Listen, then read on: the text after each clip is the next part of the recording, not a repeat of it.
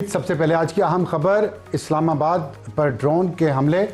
और ये हमले कोहाट में आज जो सुबह 3 हमले हुए, 3 ड्रोन्स कोहाट में आए। उसके बाद इस्लामाबाद भी हमला किया गया है और इस्लामाबाद एयरपोर्ट इस वक्त बंद कर दिया गया है। ना वहाँ परवाज़ों की लैंडिंग की इजाज़त है और ना ही टेक ऑफ की। रेड अलर्ट जारी कर दिया गया है और ये ड्रोन्स जो इस्लामाबाद में आए और जो कोहाट में आए उनको मार गिराया गया है, ये हमारी इतलात है। लेकिन इसके बावजूद एयरपोर्ट को बंद किया गया है और मज़ीद तफ्तीश जारी है, मज़ीद इसकी मॉनिटरिंग भी हो रही है कि कहीं कोई और ड्रोन तो यहाँ पे इस इलाके में नहीं फिर रहा। और ये ड्रोन्स कहाँ से आए हैं, किस तरीके से आए यहाँ तक पहुँचे, इसके बारे में अभी तक कोई इतलात नहीं है। जैसे ही इतलात आएंगी ऑफिशियली हम आपको बताएंगे, क्योंकि सिचुएशन कॉम्प्लिकेटेड है और डेवलपिंग है। और इसमें अहम बात यह है कि जो ज़बीहुल्लाह मुजाहिद अफ़गानिस्तान के तर्जुमान हैं, उन्होंने आज एक ट्वीट किया था जिसमें उन्होंने कोहाट में भेजे गए ड्रोन्स की जिम्मेदारी ली थी। वहाँ भी पाकिस्तान, वो भी कैंटोनमेंट, कोहाट कैंटोनमेंट में भेजे गए थे और वहाँ उन ड्रोन्स को गिरा लिया गया था। और उनको गिराने से उनका जो मलबा गिरा है, ये पाकिस्तान ने इसको बताया है कि मलबा जो गिरा है उससे कुछ लोग ज़ख्मी हुए हैं। लेकिन फिर शाम को इस्लामाबाद में भी एक ड्रोन इंटरसेप्ट किया गया, या 3 ड्रोन इंटरसेप्ट किए गए। 3, मेरे प्रोड्यूसर बता रहे हैं कि 1 या 2, अभी इस्लामाबाद का अभी नंबर कंफर्म नहीं है, लेकिन ड्रोन डेफिनेटली यहाँ पे कम से कम 1 इंटरसेप्ट किया गया, उसको गिराया गया और कोई नुकसान नहीं हुआ उससे। लेकिन एहतियात के तौर पे इस्लामाबाद एयरपोर्ट को भी बंद किया गया है और रेड अलर्ट जारी किया गया है। इसके अलावा भी पाकिस्तान ने सिक्योरिटी मेजर्स लिए हैं बहुत सारी दूसरी जगहों पर, जिसके बारे में अभी हम बात नहीं करेंगे। लेकिन ये बता दें कि आज ही लकी मरवत में भी एक हमला हुआ पुलिस की वैन पे IED के जरिए, जिसमें 7 पुलिस वाले शहीद हो गए। और ये जवाब है उन तमाम हमलों का जो पाकिस्तान ने कल रात काबुल पे, कंधार पे, पख्तिया पे और पख्तिका पे किए और उसके नतीजे में शदीद नुकसान पहुंचाया है अफ़गानिस्तान के मिलिट्री टारगेट्स को। उसके जवाब में ये हुआ है। तो जंग लगता है थोड़ी सी वो बढ़ गई है और इस पे हम बात मज़ीद करेंगे अपने प्रोग्राम में आज के। और आज के प्रोग्राम का मैं आपको तारुफ करवा दूं, हमारी आज की टॉपिक ईरान जंग, अमेरिका इसराइल नताइज हासिल करने में नाकाम रहे हैं और उसके इस वक्त लेटेस्ट सूरत हाल क्या और किस तरफ ये जंग जा सकती है, इसके इकनॉमिक इम्प्लिकेशंस क्या हैं और पोलिटिकल इम्प्लिकेशंस क्या हैं। और हमें ज्वाइन करेंगे एजाज चौधरी साहब जो साबिक सफीर पाकिस्तान के, और अदरीस अली साहब जो सहाफ़ी हैं रॉयटर्स के लिए, वाशिंगटन DC में वो मौजूद हैं, वहाँ उनसे बात करेंगे। हमारा आज का हॉट इशू होगा तालिबान दहशतगर्दों पर हमले जारी, जो मैंने अभी आपको थोड़ा सा बताया भी है। इसके बारे में हम अपने हॉट इशू में बात करेंगे। ताहिर ए खान माहिर हैं अफ़गान अमूर के और major general retired Zahid Mahmood साहब से जो दिफाई तज्ज़ियाकार हैं, और उनसे पूछेंगे जो ये एस्केलेशन है पाकिस्तान इसको कहाँ तक लेके जाएगा। ये पाकिस्तान की डिक्लेयर्ड पॉलिसी है कि पाकिस्तान में दहशतगर्दी का हमला होगा तो उसका जवाब डीप इनसाइड अफ़गानिस्तान दिया जाएगा। और आज ड्रोन हमले कोहाट में भी हुए, इस्लामाबाद में भी हुए, लकी मरवत में पुलिस की वैन पर हमला भी हुआ। तो इसका जवाब पाकिस्तान क्या आज रात देगा, कल देगा, मज़ीद देगा, एस्केलेशन कहाँ तक जाएगी, इस पर बात करेंगे। और हमारा आज का एडिटोरियल होगा जंग ईरान में लेकिन स्कूल पाकिस्तान में बंद हैं, इसकी क्या वजह है और इससे क्या फ़र्क पड़ेगा, इस पर बात करेंगे हमारे आज के एडिटोरियल में। शुरू करते हैं टॉप स्टोरी। एजाज चौधरी साहब, अदरीस अली साहब एंड वेलकम। थैंक यू जी साहब, ये बताइएगा कि मैं आपसे लेटेस्ट जानना चाहता हूँ कि अमेरिका का एक तैयारा रीफ्यूलिंग वाला तैयारा वो इराक में गिरा, KC-135, और पीट हेग्सेथ ने जो आज प्रेस कॉन्फ्रेंस सुबह की है वाशिंगटन में, उनके जो सेक्रेटरी डिफेंस है उन्होंने तस्लीम किया कि गिरा है।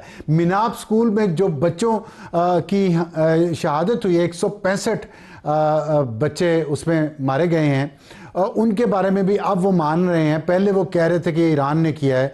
आप बताइए कि क्या सिचुएशन है अमेरिका के अंदर इस जंग के हवाले से, जबकि नुकसान अमेरिकियों का बढ़ता जा रहा है और 4 फौजी मजीद मारे गए हैं, कंफर्मेशन हो गई है। कैसे आप देखते हैं सिचुएशन को? बिल्कुल, मैं आज सुबह को पेंटागन में ही था इस ब्रीफिंग के लिए और हमारी बातचीत पीट हेग्सेथ और जनरल डैन केन जो इनके चेयरमैन जॉइंट चीफ्स हैं उनसे हो रही थी। 14 दिन हो चुके हैं जब से US और इजरायली हमले शुरू हुए ईरान पे। कोई 2000 के करीब ईरान में लोग मर चुके हैं और ये सिचुएशन है कि जो टैक्टिकली जो मिलिट्री स्ट्रैटेजी जारी है वो अमेरिका काफ़ी कॉन्फिडेंट है कि वो सही चल रही है, कि ईरान के नेवल शिप्स को कोई 90 ऑड को मार दिया है, उनकी मिसाइल्स को मार चुके चुके हैं और प्रोडक्शन कैपेबिलिटी को मार चुके हैं। मगर एक जो बड़ा सवाल अभी यूएस में है और आंसर नहीं हो चुका है कि स्ट्रेटेजिकली ऑब्जेक्टिव क्या है प्रेसिडेंट ट्रम्प का। वो ये मिसाइल्स तो कर सकते हैं डिस्ट्रॉय, मगर ऑब्जेक्टिव क्या है। और प्रेसिडेंट ट्रम्प खुद डिफरेंट चीज़ें कहते हैं। कभी कहते हैं कि रिजीम चेंज ऑप्शन है, गोल है, कभी कहते हैं कि ये जंग बस ख़त्म होने ही वाली है। जो एवरेज अमेरिकन है उनको शायद इतना फ़र्क नहीं पड़े, मगर अब जो देखा जा रहा है कि जो पेट्रोल की प्राइसेस बढ़ चुकी हैं, $100 के करीब जो बैरल है, वो उसका काफ़ी इम्पैक्ट हो रहा है। तो अब डिबेट अमेरिका में काफ़ी चल रही है कि इकोनॉमिक इम्पैक्ट क्या होगा।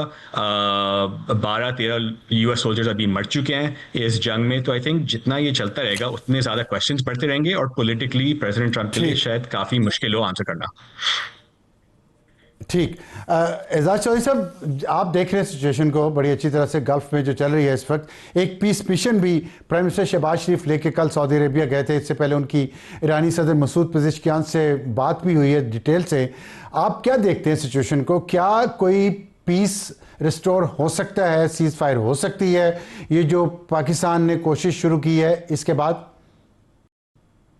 कि पाकिस्तान की कोशिश तो ईरान और सऊदी अरब तक ही मुझे महदूद लग रही है, क्योंकि पाकिस्तान का सऊदी अरबिया के साथ वो स्ट्रेटेजिक म्यूचुअल डिफेंस एग्रीमेंट है और ईरान के साथ हमारे अच्छे गुड ऑफिस हैं, बिकॉज हमने ईरान पे जो होने वाली जारियत को हर सतह पर, हर जगह पर मजम्मत की है उसकी। तो ईरान के साथ हमारे अच्छे ताल्लुकात बन गए हैं और हम उनको यही कहने की कोशिश कर रहे हैं कि सऊदी अरब पे ना करें। सऊदी अरब तो ना अब्राहम अकॉर्ड में शामिल हुआ था और वो बाकायदा इस मामले में इसराइल के खिलाफ एक किस्म के तना हुआ था, तो आप उसमें शामिल ना हो। वो उन्होंने सिर्फ एश्योरेंस मांगी कि सऊदी अरब से कहें कि उनका जो अड्डा है अमेरिका का वो इस्तेमाल ना हो।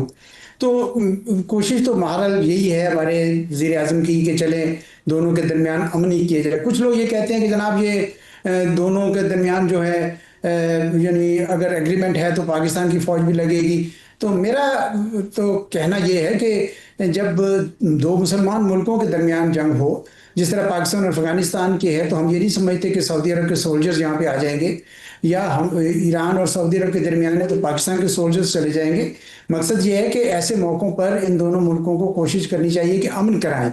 सऊदी अरब कोशिश करे कि तालिबान के साथ पाक के साथ मिलकर कराए और हमारा भी वही किरदार जैसे आप जाहिर आपका नॉलेज तो इसमें बहुत ज़्यादा है, लेकिन जो कल हुआ वो ये था कि प्राइम मिनिस्टर शहबाज शरीफ से जो टेलीफोनिक कॉन्वर्सेशन हुई है मसूद पेज़ेश्कियान की, उसके बाद उन्होंने एक ट्वीट किया ईरानी सदर ने और उसमें उन्होंने 3 शराइत दी हैं।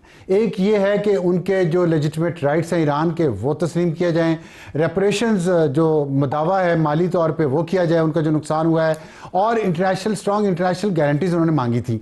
तो जाहिर है कहीं ना कहीं कुछ ना कुछ तो ये चीज़ें हो रही होंगी ना, और उसमें सिर्फ ईरान और सऊदी अरब की बात तो नहीं यहाँ पे हो रही। ओवरऑल जो सिचुएशन है इस वक्त, अमेरिका और इसराइल नहीं कर पा रहे, अपने मकासद हासिल नहीं कर पा रहे और ईरान का भी नुकसान हो रहा है। लेकिन क्या आप नहीं समझते कि ईरान की ये तीनों शराइत जो हैं ये लॉजिकल हैं और इनके साथ कोई बात आगे बढ़ सकती है, चाहे सारी मुकम्मल तस्लीम ना हो?